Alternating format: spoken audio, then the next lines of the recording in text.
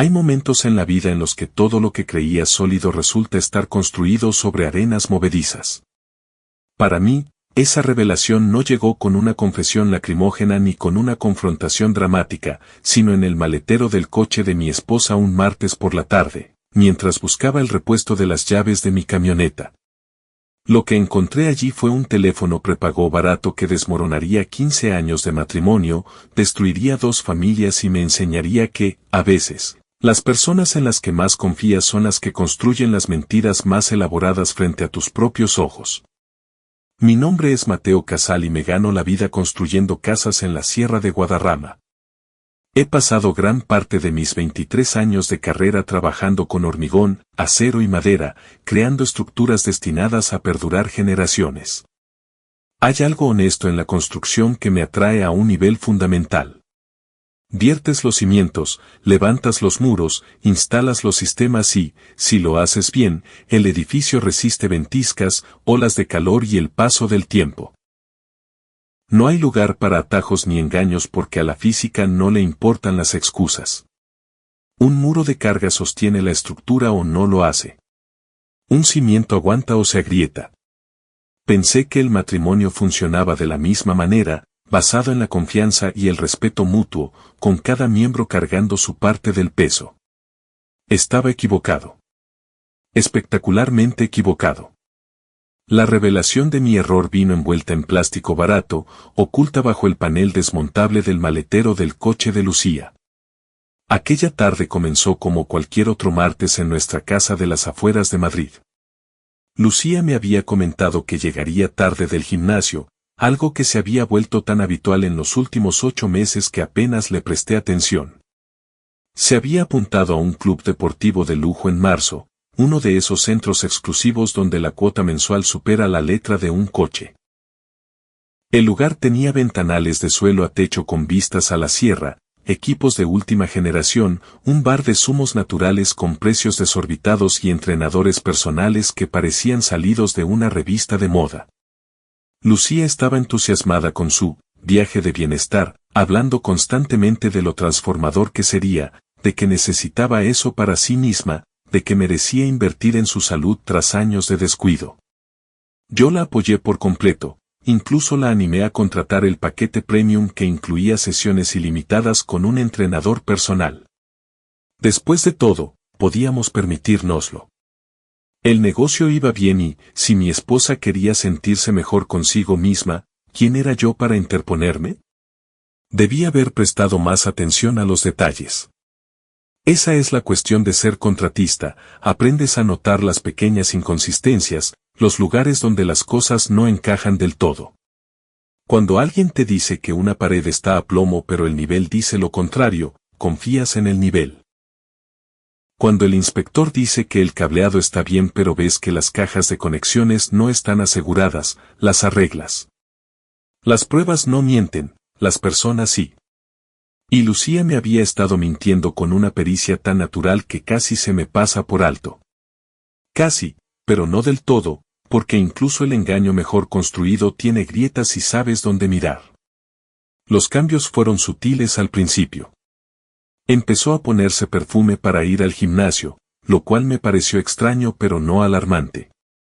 Compró ropa deportiva nueva, tejidos técnicos caros que supuestamente mejoraban el rendimiento, aunque noté que le preocupaba más cómo le quedaban que su funcionalidad. Su teléfono, que solía dejar descuidadamente sobre la encimera de la cocina, ahora siempre estaba en su bolsillo o en su bolso, siempre boca abajo, siempre protegido por una contraseña que había cambiado sin dar explicaciones. Cuando le pregunté, se rió y dijo que se había bloqueado por error 2 veces con el código antiguo y que necesitaba algo más fácil de recordar. Fue una explicación razonable, dicha con la dosis justa de timidez, y la acepté sin dudar porque confiaba en ella. La confianza es algo curioso en un matrimonio. Se supone que es la roca madre, el cimiento sobre el cual se construye todo lo demás. Pero la confianza también puede volverte ciego. Puede convertirte en el tipo de persona que ignora las señales obvias porque aceptarlas significa enfrentar una realidad para la que no estás preparado. No estaba listo para creer que mi esposa durante 15 años pudiera ser infiel. Habíamos construido una vida juntos, sobrevivido a la muerte de su padre, superado el casi colapso de mi empresa durante la crisis económica y navegado por el dolor de 2 abortos espontáneos, saliendo de todo ello aún en pie. No éramos de esas parejas que se comunicaban con silencios amargos o dardos pasivo-agresivos en las cenas. Éramos sólidos, o eso creía, hasta el momento en que encontré ese teléfono. Buscaba las llaves de repuesto porque había dejado el juego principal dentro de mi camioneta en una obra en Pozuelo.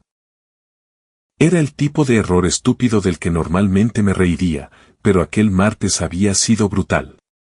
Habíamos encontrado roca viva al excavar para un cimiento, lo que significaba retrasos y costes de alquiler de maquinaria que devorarían mi margen de beneficio.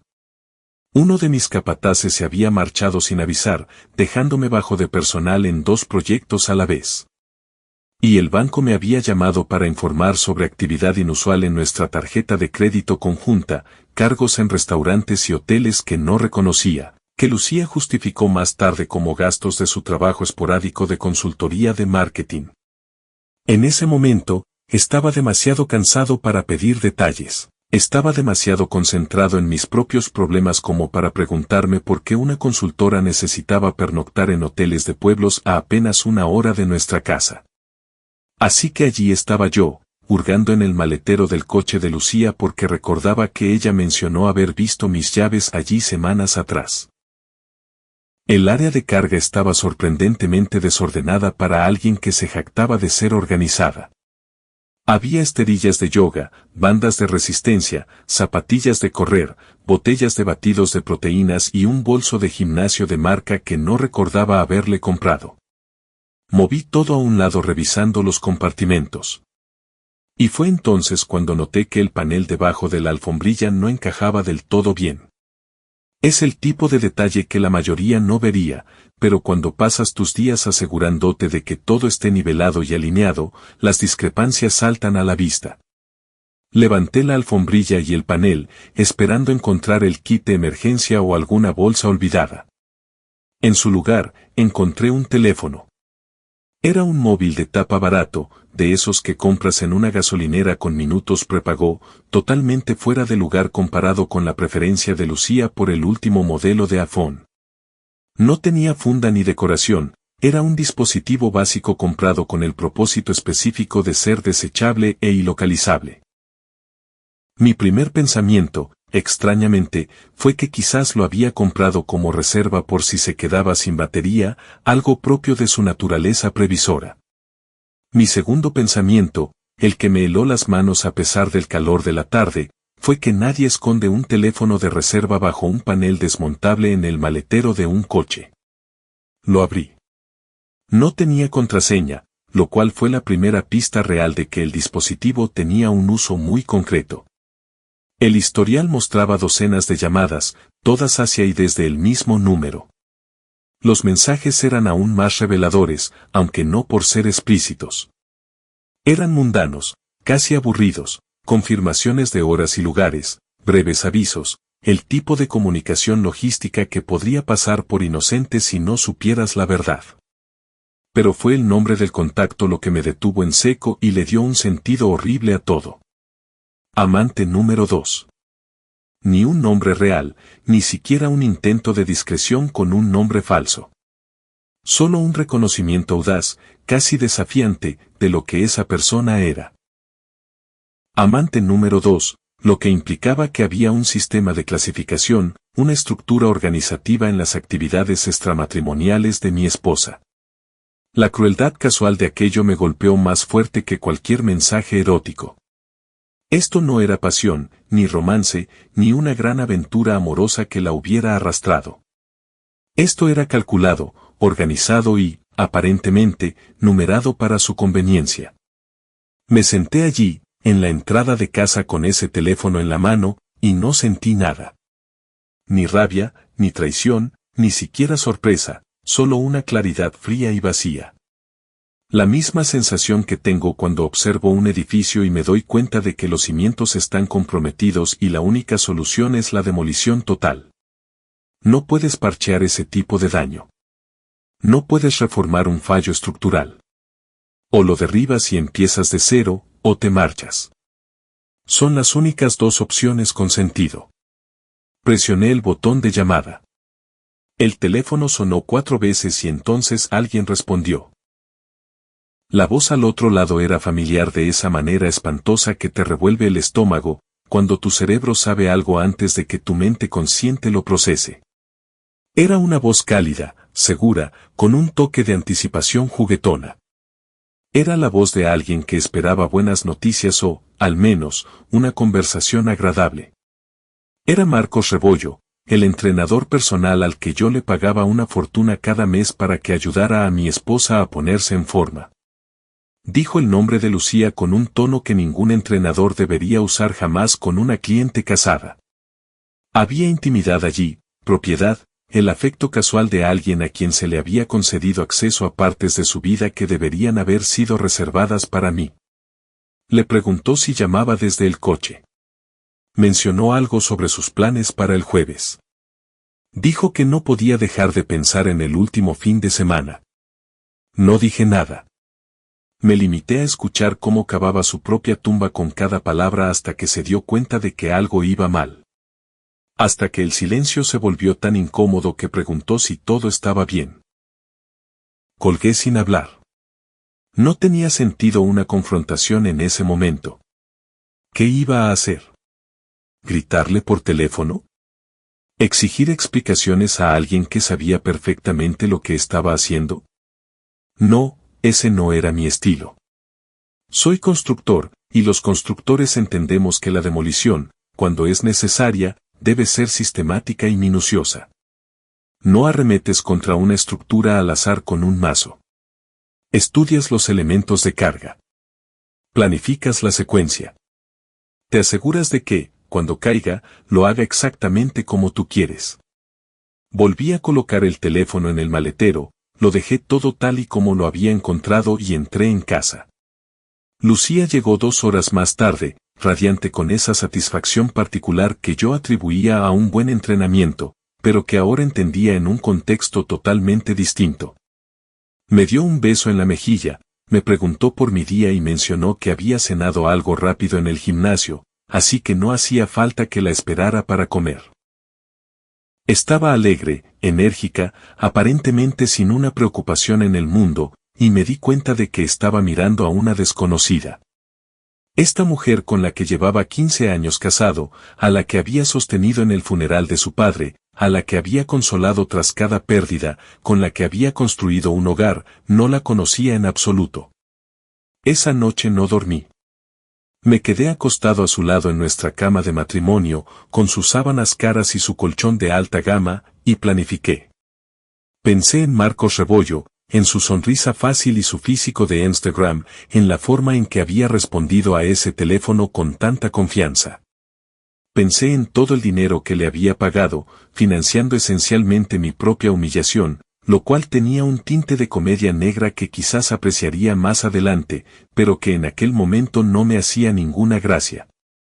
Y pensé en Lucía, en cómo había logrado compartimentar su vida de forma tan perfecta que podía mantener una aventura mientras seguía interpretando el papel de esposa devota en casa. La rabia llegó más tarde, en oleadas, pero no era ese tipo de furia explosiva que hace que los hombres cometan estupideces. He visto lo que ese tipo de ira le hace a la gente, cómo consume sus vidas y solo deja cenizas y remordimiento. He tenido subcontratistas que perdían los estribos en la obra, tirando herramientas y gritando amenazas. Siempre me pareció patético. La rabia sin propósito es solo ruido. La rabia con propósito, en cambio, canalizada hacia la planificación y la ejecución, eso es otra cosa. Eso era lo que necesitaba. Durante los siguientes días, me convertí en un experto en el horario de mi esposa. Noté que sus sesiones de gimnasio siempre duraban más de lo debido, que las tardes de los martes y jueves eran sagradas, y que había empezado a hacer viajes de fin de semana para visitar a su hermana en Segovia con una frecuencia sospechosa. Revisé los extractos de la tarjeta de crédito con más detenimiento y encontré cargos en hoteles boutique, restaurantes conocidos por su ambiente romántico e incluso una compra en una joyería que resultó en un collar que nunca la vi usar. Crucé los datos de ubicación de nuestro plan familiar y descubrí que, mientras ella afirmaba estar en el club deportivo, su teléfono emitía señales desde ubicaciones al otro lado de la ciudad. Hice todo esto en silencio, metódicamente, sin cambiar mi comportamiento para no alertarla. Llegaba a casa a mi hora habitual, cenaba lo que ella preparaba cuando se molestaba en cocinar, veía la televisión a su lado en el sofá y mantenía la fachada de normalidad mientras documentaba cada prueba. Fotografié recibos, descargué estados bancarios, hice capturas de pantalla de los datos de ubicación y compilé todo en una carpeta que crecía cada día. También empecé a hacer gestiones discretas. Llamé a mi abogado, Roberto Hierro, un hombre que había llevado varios divorcios complejos de socios comerciales y que tenía reputación de ser implacable cuando era necesario. Roberto estaba en sus 60, con el pelo cano y distinguido, y una sonrisa que te hacía pensar en un tiburón que hubiera aprendido a caminar sobre la tierra. Escuchó mi situación sin interrumpir, hizo un par de preguntas precisas sobre nuestros activos y sobre si teníamos un acuerdo prenupcial. No lo teníamos, algo que anotó con un ligero fruncimiento de ceño, y luego me dijo algo que nunca olvidaré. En un proceso de divorcio, especialmente en los que hay una infidelidad de por medio, la emoción sale cara, explicó. Cada vez que un cliente deja que sus sentimientos dicten sus actos, pierde dinero, tiempo y capacidad de negociación. Los que ganan son los que tratan la disolución de su matrimonio como una transacción comercial. Los que documentan todo, los que permanecen tranquilos y calculadores mientras su cónyuge entra en pánico y comete errores. Me dijo que, si quería salir de esto con mi dignidad y mis activos intactos, necesitaba convertirme en alguien que quizás no reconocería frente al espejo. Tenía que ser frío, estratégico y absolutamente implacable. Le dije que podía hacerlo, y lo decía en serio. Porque lo bueno de construir casas es que aprendes a separar lo personal de lo práctico. Cuando una estructura está dañada, no te pones sentimental por los recuerdos creados entre sus paredes. Evalúas el daño, tomas la decisión difícil y sigues adelante. Mi matrimonio estaba dañado más allá de cualquier reparación, y yo estaba listo para tomar la decisión difícil. Pero antes de proceder con el divorcio, necesitaba entender el alcance total de la situación. Eso significaba vigilancia, lo cual se sentía incómodo, como algo sacado de un drama televisivo barato, pero aparentemente era necesario. Roberto me recomendó a un investigador privado, un antiguo inspector de policía llamado Gabriel Torres, especialista en casos domésticos. Gabriel era un hombre corpulento, de unos 50 años, con el tipo de rostro que se pierde entre la multitud, exactamente lo que se busca en un investigador. Me cobró una tarifa fija más gastos y prometió discreción y resultados. Lo contraté un jueves y para el lunes ya tenía fotos. Muchísimas fotos. Lucía y Marco saliendo juntos del gimnasio hacia el apartamento de él en el centro. Lucía y Marcos en restaurantes de la sierra que reconocí por los extractos bancarios.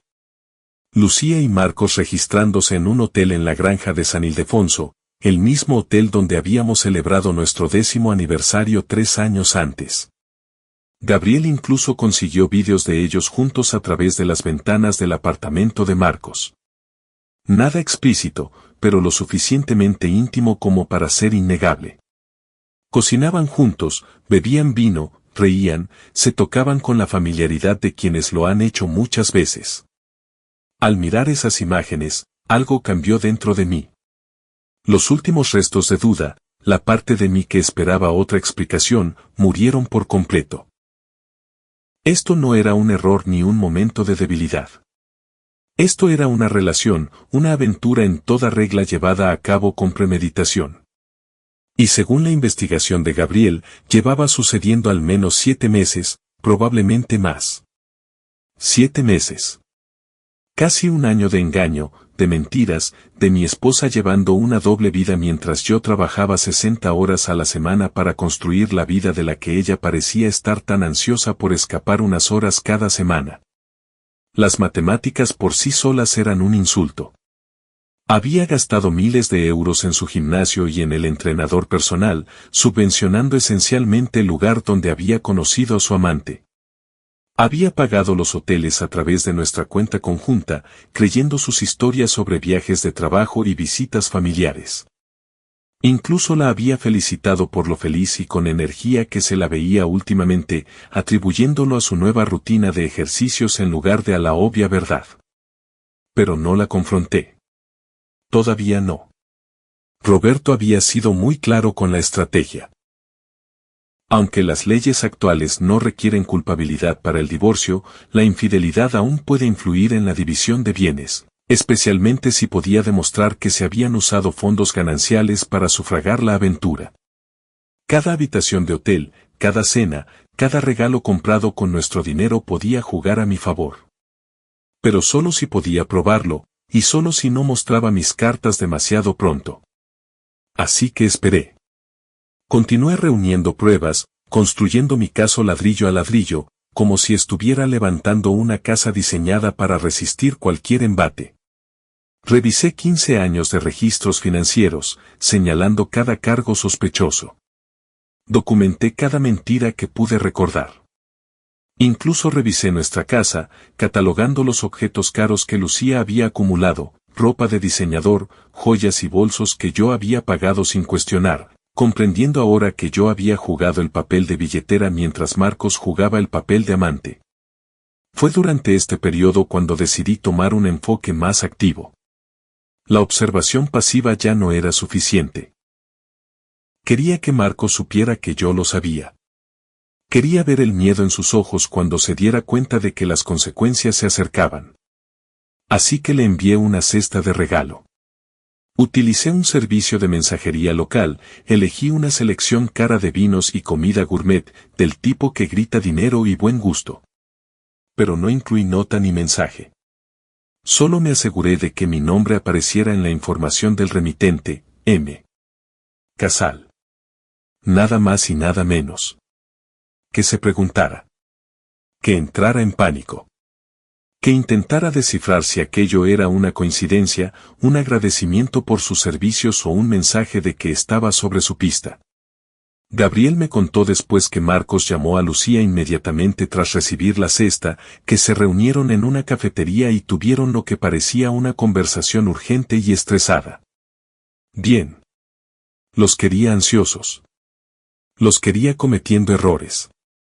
La gente estresada se vuelve descuidada, y la gente descuidada deja rastro. Pero mi verdadera genialidad, si puedo llamarla así sin sonar demasiado orgulloso, fue cuando decidí involucrar a Sara, la esposa de Marcos.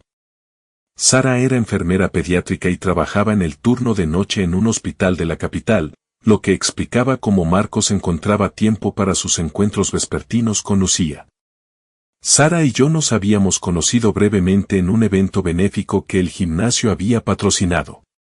Parecía una mujer agradable, quizá un poco cansada, pero cálida y genuina, lo que hacía que la infidelidad de Marcos fuera aún más reprochable. No la llamé.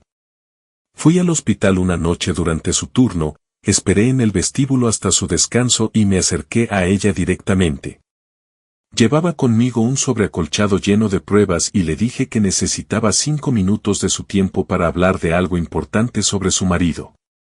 Debió ver algo en mi rostro, una determinación seria, porque asintió y me llevó a una sala de reuniones vacía. No anduve con rodeos. Simplemente abrí el sobre y extendí las fotografías sobre la mesa. Lucía y Marcos en restaurantes. Lucía y Marcos entrando en su apartamento. Lucía y Marcos en hoteles. Observé el rostro de Sara mientras procesaba lo que estaba viendo. Vi cómo el color desaparecía de sus mejillas. Vi cómo sus manos empezaban a temblar ligeramente al coger foto tras foto. No lloró. Eso me sorprendió. En su lugar, se quedó muy quieta durante un largo momento, mirando las imágenes, y luego me miró con unos ojos que se habían vuelto gélidos. Me preguntó cuánto tiempo. Le dije que al menos 7 meses, según las pruebas que había reunido. Me preguntó si estaba seguro. Le entregué los registros telefónicos, los estados de cuenta bancarios, todo el dossier compilado de su aventura. Lo leyó todo metódicamente, quizás su formación médica le otorgaba la capacidad de compartimentar la emoción y centrarse en los hechos. Cuando terminó, me miró y me preguntó qué pensaba hacer. Le dije que iba a solicitar el divorcio y que tenía la intención de asegurarme de que Lucía y Marcos enfrentaran todas las consecuencias de sus actos. Le dije que estaba documentando todo para el proceso legal, pero que creía que ella merecía saber lo que su marido había estado haciendo mientras ella trabajaba de noche para ayudar a pagar su hipoteca. Sara me dio las gracias por decírselo, una respuesta extrañamente educada dadas las circunstancias, pero luego dijo algo que me hizo respetarla inmensamente. Dijo que Marcos siempre había sido un narcisista, que siempre había necesitado validación de múltiples fuentes, y que ella sospechaba que algo iba mal pero había estado demasiado ocupada con el trabajo y la crianza de sus 2 hijos para investigar adecuadamente. Dijo que llevaba meses pensando en dejarlo, pero que no había tenido el valor ni las pruebas. Ahora tenía ambas cosas. Esa noche hicimos un pacto, no dicho pero entendido. Nos coordinaríamos. Yo destruiría a Lucía profesional y financieramente a través del divorcio, y Sara se aseguraría de que Marcos perdiera todo lo que le importaba, su trabajo, su reputación y su matrimonio. Intercambiamos números y salimos de aquella sala como aliados en una guerra que ninguno de los dos había buscado, pero que ambos estábamos decididos a ganar. La coordinación empezó de inmediato. Sara llegó a casa y confrontó a Marcos con las pruebas. Según me contó más tarde, él intentó negarlo todo al principio, luego trató de restarle importancia como un desliz pasajero, y, finalmente, se derrumbó y admitió toda la extensión de la aventura. Sara le dijo que quería el divorcio y que ya había contactado con un abogado. También le dijo que se encargaría de que todo el mundo en el club deportivo supiera exactamente por qué se acababa su matrimonio, lo que sumió a Marcos en el pánico, ya que todo su sustento dependía de su reputación. Fiel a su palabra, Sara presentó una queja formal ante la gerencia del gimnasio, detallando la relación inapropiada entre un entrenador y una cliente, e incluyendo partes seleccionadas de las pruebas que yo había reunido. El club, aterrorizado por la posible responsabilidad legal y el daño a su marca, suspendió a Marcos de inmediato a la espera de una investigación. Le revocaron el acceso a las instalaciones, reasignaron a sus clientes y, de repente, el hombre que vivía de su imagen se encontró desempleado y enfrentando un divorcio que no podía permitirse. Observé cómo se desarrollaba todo aquello con una satisfacción gélida, sabiendo que mi turno estaba cerca. Mientras Sara se encargaba de Marcos, yo terminaba de colocar las piezas de mi propio plan. Roberto había redactado la demanda de divorcio, pero aún no la habíamos entregado. Esperábamos el momento óptimo, el de máximo impacto. Roberto sugirió hacerlo un viernes por la tarde, para que Lucía tuviera todo el fin de semana para entrar en pánico con un acceso limitado a asesoría legal. Era el tipo de guerra psicológica que a mí no se me habría ocurrido, pero estaba aprendiendo rápido que el divorcio se trataba tanto de juegos mentales como de estrategia legal. El viernes elegido fue 3 semanas después de que encontrara el teléfono. 3 semanas fingiendo que todo era normal mientras veía cómo el mundo de Marcos se desmoronaba. Lucía había notado su suspensión del gimnasio, incluso me lo mencionó durante una cena con lo que ahora reconocía como una preocupación fingida. Dijo algo sobre lo horrible que debía ser para él perder su trabajo tan de repente, y yo hice ruidos de simpatía mientras disfrutaba internamente de la ironía de verla preocupada por el hombre que estaba a punto de ayudar a destruir su cómoda existencia. Roberto llegó a nuestra casa a las 6 de la tarde con una procuradora. Yo ya estaba allí, habiendo salido antes del trabajo con la excusa de un dolor de cabeza. Lucía estaba en el dormitorio preparándose para lo que ella llamaba una noche de chicas, aunque sospechaba que era una sesión de consuelo para Marcos. Sonó el timbre y le grité que yo abría, sabiendo perfectamente lo que iba a ocurrir. La procuradora era una mujer joven de trato profesional. Preguntó por Lucía Casal y yo la dirigí arriba. La seguí a cierta distancia, queriendo ver el momento en que la realidad se estrellara contra la fantasía de mi esposa. Lucía salió a la puerta del dormitorio en bata de seda, con el pelo a medio peinar y el maquillaje a medio poner, confundida por ver a una desconocida preguntando por ella. La mujer le entregó el sobre, declaró claramente que se le estaba notificando una demanda de divorcio y se marchó. Lucía se quedó allí con el paquete en la mano, pasando por varias expresiones en rápida sucesión, confusión, incredulidad y, finalmente, algo parecido al pánico. Me miró mientras yo estaba al final del pasillo e intentó hablar, pero no le salían las palabras. Por fin, logró preguntar qué era aquello, qué estaba pasando, con la voz temblorosa de una manera que nunca le había oído. Lee los documentos, le dije. Mi abogado se pondrá en contacto contigo. Me di la vuelta, bajé las escaleras y me serví una copa de un whisky reserva que guardaba para una ocasión especial. Aquella me pareció lo suficientemente especial.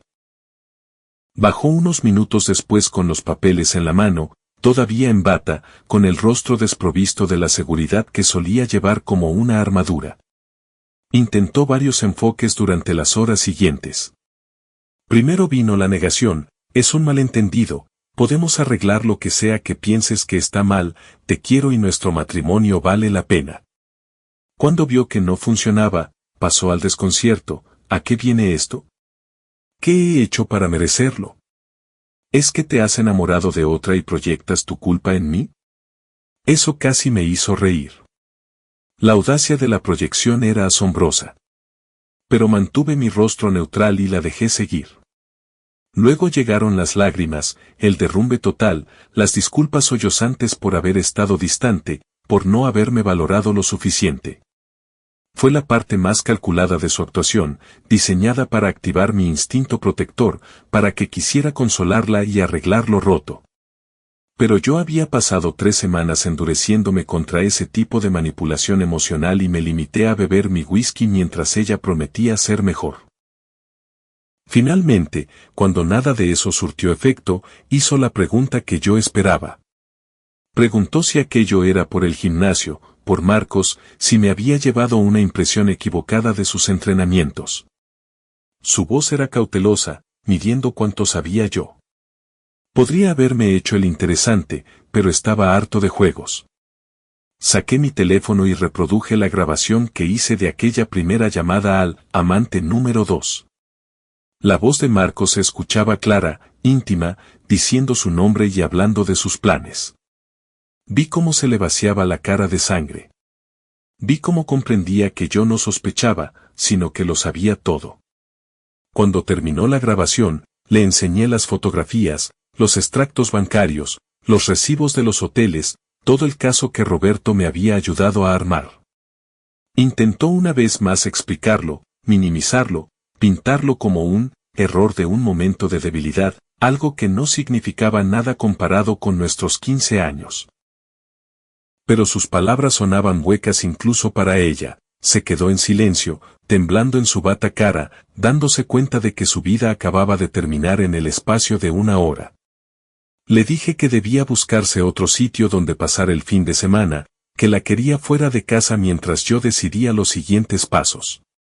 Intentó discutir, diciendo que tenía derechos y que no podía echarla así como así. Pero le recordé que la casa estaba a mi nombre, comprada antes del matrimonio con mi dinero, y que estaba allí por mi voluntad.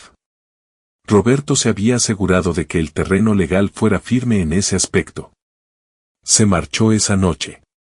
Metió algo de ropa en una maleta y salió hacia su coche con un aspecto pequeño, disminuido. Ya no era la mujer segura que me había besado en la mejilla horas antes.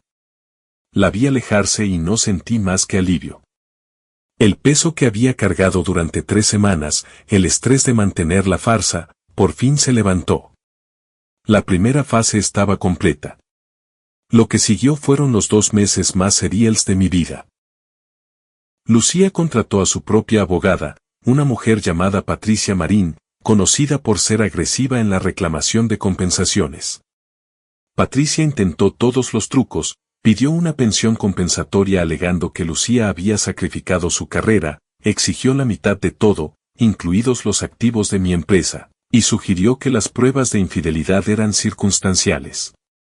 Roberto desmontó cada argumento con precisión quirúrgica. Demostró que Lucía nunca había tenido una carrera significativa que sacrificar, que sus trabajos de consultoría eran esporádicos y que había llevado un nivel de vida muy superior al que sus propios ingresos le habrían permitido. Presentó las pruebas documentadas de la aventura, incluidos los registros bancarios que mostraban que había usado fondos comunes para pagar sus citas con Marcos. Argumentó que ella había violado los términos implícitos del compromiso matrimonial. Todo el proceso se sintió menos como un juicio y más como una negociación comercial, que es exactamente lo que Roberto pretendía. Hacíamos ofertas calculadas, ellas contraofertaban. Nosotros rechazábamos y presentábamos más pruebas de la conducta de su cliente. Fue agotador y caro, pero yo estaba preparado. Había movido dinero a cuentas separadas y protegido mi negocio legalmente mucho antes de notificarla. Durante este tiempo, también lidié con las consecuencias sociales. La noticia del divorcio corrió rápido en nuestro círculo y la gente tomó partido, como siempre ocurre. Algunos amigos comunes intentaron mantenerse neutrales, lo cual respeté aunque me frustrara. Otros se posicionaron claramente, y la mayoría se puso de mi lado al enterarse de la aventura. La infidelidad tiene una forma de aclarar las dinámicas sociales. Quienes podrían haber sido comprensivos con los problemas matrimoniales, en general, dejaron de serlo al saber que una parte había estado engañando activamente mientras la otra pagaba las facturas. Me contaron que Lucía no estaba llevando bien el ostracismo. Al parecer, esperaba que nuestros amigos la apoyaran, pero se encontró cada vez más aislada. Las mujeres de nuestro círculo, especialmente las que le habían confiado sus propios problemas matrimoniales, se sintieron traicionadas al saber que ella les daba consejos mientras mantenía una vida secreta. Los hombres, por su parte, me veían como un aviso andante y trataban a Lucía con una mezcla de sospecha y desprecio. La situación de Marcos era aún peor, según Sara, que se había convertido en una suerte de confidente durante este tiempo. Nos veíamos de vez en cuando para tomar café, dos personas unidas por la traición, y ella me ponía al día sobre el desastre en el que vivía su exmarido. Su suspensión en el club se convirtió en despido definitivo tras la investigación. Su reputación en el mundo del fitness en Madrid quedó destruida y sus intentos de encontrar trabajo en otros centros fueron rechazados sistemáticamente en cuanto los gerentes se enteraban de las circunstancias de su salida. Sara me contó que Marcos intentó reconciliarse, que le suplicó que lo reconsiderara, que prometió que no volvería a pasar. Ella se negó, no por despecho, sino por el frío reconocimiento de que un hombre que engaña a su mujer mientras ella trabaja noches enteras para mantener a la familia no merece una segunda oportunidad. La casa se convirtió en mi santuario. Siempre me había gustado aquel lugar, la luz de la mañana entrando por los ventanales, la solidez de los suelos que yo mismo ayudé a instalar, la cocina donde compartimos tantas cenas cuando aún éramos una pareja de verdad. Pero ahora tenía otras asociaciones, el dormitorio donde ella dormía a mi lado mientras mensajeaba a Marcos, el salón donde me mentía sobre su día, el garaje donde ocultaba aquel teléfono maldito. Empecé a pensar en venderla, en empezar de cero en otro lugar, quizás construyendo algo pequeño más arriba en la montaña, donde pudiera tener verdadera privacidad. Esa casa representaba un sueño fallido, una estructura hermosa levantada sobre un cimiento defectuoso. Estaba comprendiendo que, a veces, lo mejor que puedes hacer es derribar lo viejo. El acuerdo final se firmó un miércoles de marzo, casi 4 meses después de que encontrara el teléfono. Lucía se quedó con su coche, sus efectos personales y un pago único de 40.000 euros que Roberto calculó como su contribución financiera real al matrimonio. Era menos de lo que ella quería, pero más de lo que yo pensaba que merecía, un acuerdo estratégico para cerrar el caso definitivamente. La casa, mi empresa y la mayor parte de los ahorros quedaron en mis manos. Firmamos los papeles en salas separadas en el despacho de Roberto para evitar escenas dramáticas. Me dijeron que ella lloró durante todo el proceso. Cuando terminó, Roberto me estrechó la mano y me felicitó por el resultado. No se sentía como un éxito, sino como una supervivencia, pero le di las gracias y pagué sus honorarios sin quejarme. Lucía se marchó de la ciudad unas semanas después, supuestamente a vivir con su hermana en el sur. Supe por terceros que había empezado a ir a terapia y que se arrepentía de todo. No sentí nada al respecto. Ella tomó sus decisiones y ahora vivía con las consecuencias. Yo no tenía interés en su historia de redención. Marcos también desapareció del mapa. Sara me contó que se había mudado a la costa, creyendo que podría reiniciar su carrera donde nadie conociera el escándalo. Deseé que le fuera mal. Deseé que cada cliente que buscara su nombre en internet se lo pensara 2 veces. Llamadlo mezquino si queréis, pero me había ganado mi mezquindad a pulso. Sara y yo perdimos el contacto tras finalizar los trámites. Habíamos cumplido nuestra función el uno para el otro. Me envió un mensaje cuando se mudó a otra provincia por un nuevo trabajo, me deseó suerte y dijo que esperaba que la próxima vez encontrara a alguien digno de mi lealtad. Se lo agradecí, aunque no estaba seguro de que hubiera una próxima vez. 15 años de matrimonio no solo se habían acabado, sino que se habían revelado como una ficción parcial. Una historia que yo había vivido mientras Lucía vivía otra completamente distinta. Ese tipo de revelación no te deja con muchas ganas de intentarlo de nuevo. Me volqué en el trabajo con una intensidad renovada. Acepté proyectos más grandes, exigí más a mis cuadrillas y expandí el negocio de formas que no me habría atrevido a intentar cuando tenía un matrimonio que considerar. Sin la necesidad de estar en casa para cenar o coordinar mi horario con las infinitas sesiones de gimnasio de Lucía, descubrí que podía lograr mucho más. La empresa creció casi un 40% en 6 meses. El crecimiento fue productivo, una distracción del vacío que a veces se colaba en los momentos de silencio. Porque lo malo de la traición es que no solo daña el pasado, sino que te hace cuestionarlo todo. Me encontraba analizando interacciones antiguas con Lucía, buscando señales que no vi, preguntándome cuánto tiempo llevaba siendo infeliz antes de buscar satisfacción fuera. ¿Había sido todo el matrimonio una mentira o solo el último año?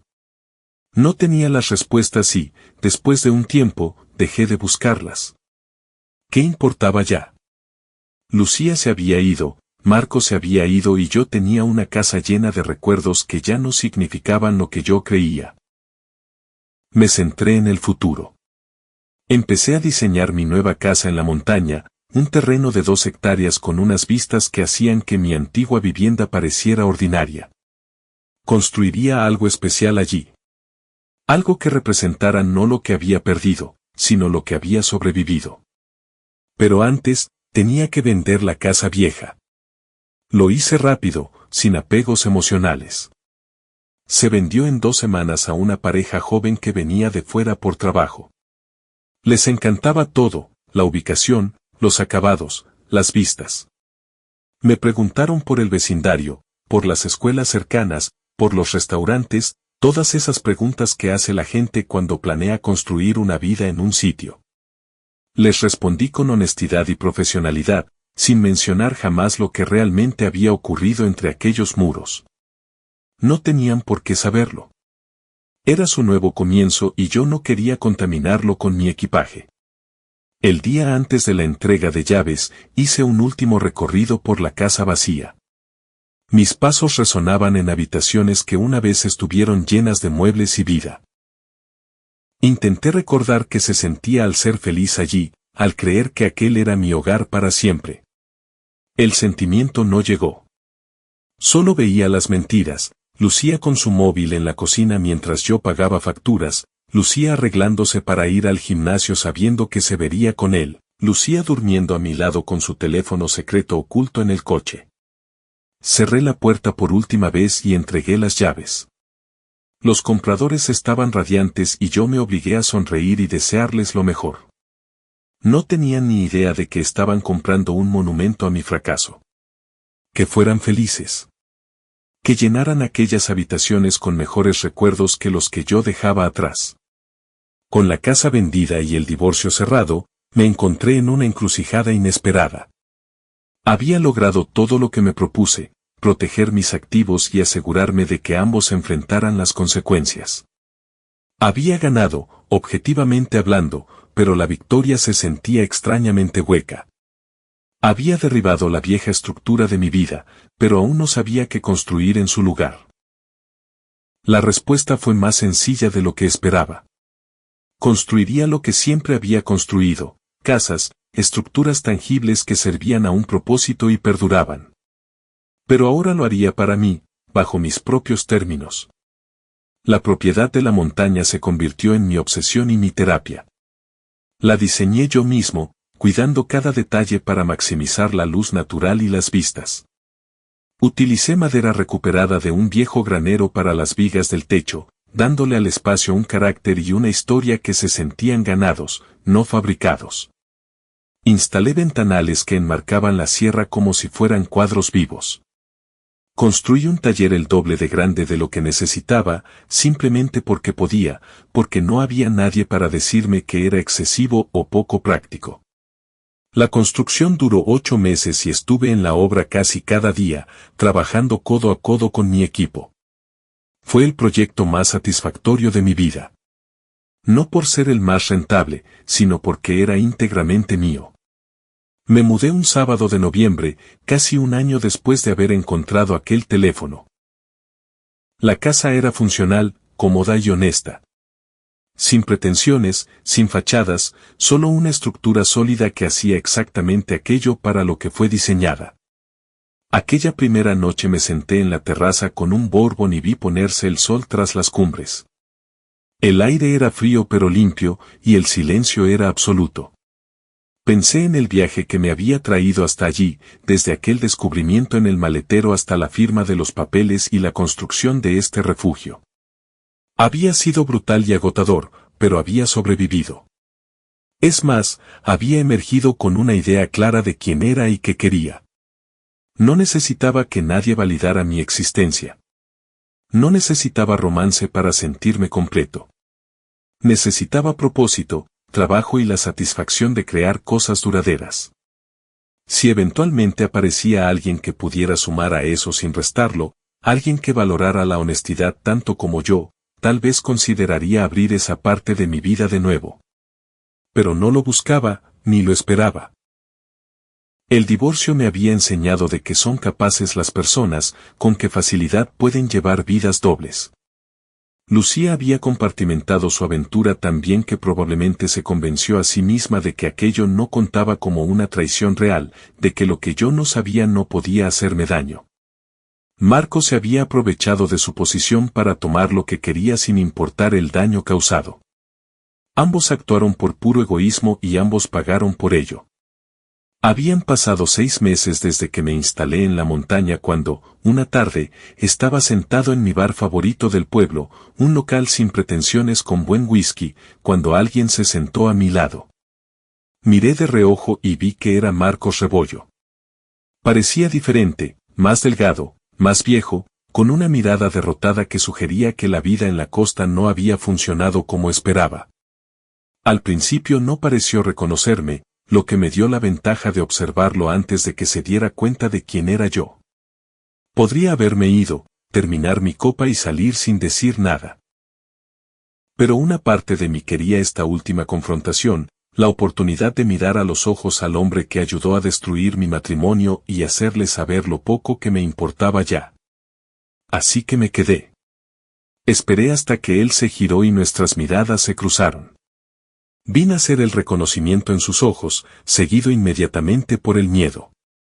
Marcos intentó levantarse para irse, pero le puse una mano en el brazo. No fue un gesto agresivo, solo lo suficientemente firme para dejar claro que no se iba todavía. Me acerqué.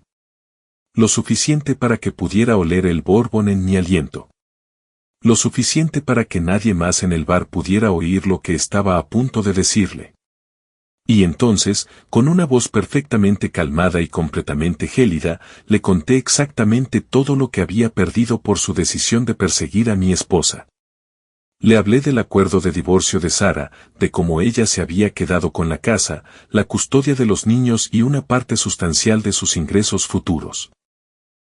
Le hablé de su reputación arruinada, de cómo todos los centros deportivos de la zona sabían lo que había hecho y no lo contratarían ni aunque fuera el último entrenador sobre la faz de la tierra. Le hablé del aislamiento de Lucía y de su mudanza. Y le dije que cada una de las consecuencias que estaba viviendo había sido orquestada por mí. Que mi abogado y Sara habían trabajado juntos para asegurar el máximo daño posible. Que su vida cómoda no se había destruido por mala suerte, sino por una planificación estratégica deliberada. Se lo dije todo en el mismo tono que usaría para hablar del tiempo o de fútbol, sin emoción ni énfasis, solo hechos entregados con precisión quirúrgica. Observé su rostro mientras lo asimilaba, mientras comprendía que no era víctima de las circunstancias, sino el objetivo de una campaña coordinada de destrucción. El miedo en sus ojos fue reconfortante y lo saboreé un instante antes de darle mi último mensaje. Le dije que, si volvía a acercarse a mi propiedad o a cualquier persona que me importara, haría que lo que ya había vivido pareciera un juego de niños. Le dije que tenía recursos, contactos y que ya no me quedaba ningún apego por las formas o la civilización.